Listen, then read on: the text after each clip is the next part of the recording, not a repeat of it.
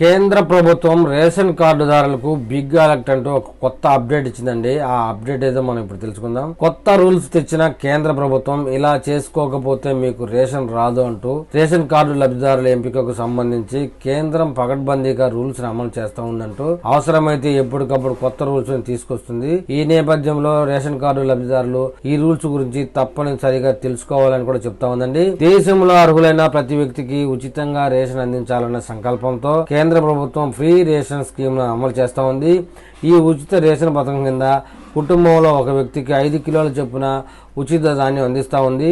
అయితే ration card లబ్ధిదారుల ఎంపికకు సంబంధించి కేంద్రం పకడ్బందీగా రూల్స్ అమలు చేస్తూ ఉందండి. అవసరమైతే ఎప్పటికప్పుడు కొత్త రూల్స్ తీసుకొస్తామని చెప్తా ఉంది. ఈ నేపథ్యంలో రేషన్ కార్డు లబ్ధిదారులు ఈ రూల్స్ గురించి మేము తెలియజేస్తున్నాం, తెలుసుకోండి అని కూడా చెప్తా ఉంది. కేంద్ర ప్రభుత్వం రూపొందించిన నియమాల ప్రకారం కొందరికి ప్రభుత్వ రేషన్ అందకూడదు.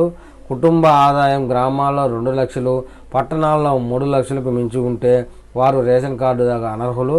ఇంట్లో ఫ్రిడ్జ్, ఏసీ ఉన్న, ట్రాక్టర్ లేదా కారు వంటి వాహనం ఉన్న రేషన్ కార్డు ఇవ్వరని చెబుతున్నారు. ఇన్కమ్ ట్యాక్స్ పరిధిలోకి వచ్చేవారు కూడా ప్రభుత్వం నుంచి రేషన్ పొందడానికి అనర్హులు.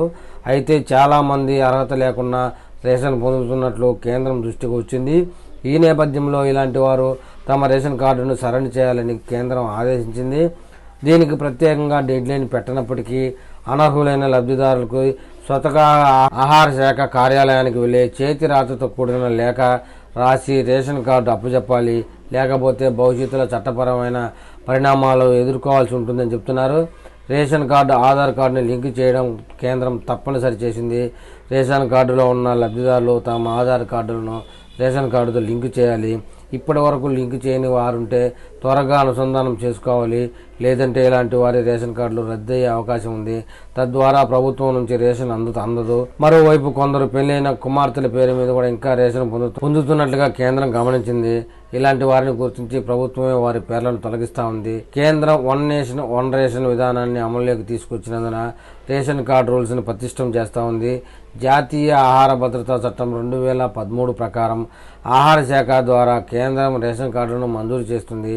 దారిద్ర్య రేఖకు దిగువన ఉన్నవారు, గ్రామీణ ప్రాంతాల్లో 1.5 లక్షలు, పట్టణ ప్రాంతాల్లో 2 లక్షల రూపాయల ఆదాయం కలిగిన వారు, 3 ఎకరాల లోపు పంట పొలం ఉన్నవారు, 7 ఎకరాల లోపు బూడి భూమి ఉన్నవారు రేషన్ కార్డు పొందడానికి అర్హులు.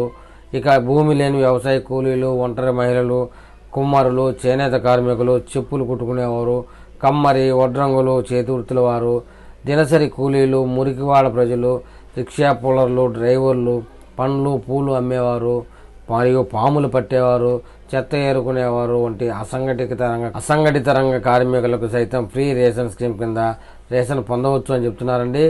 ఏది ఏమైనా ఆధార్ కార్డుకి రేషన్ కార్డుకి లింక్ ఉంటే ఇబ్బంది ఏమీ లేదు.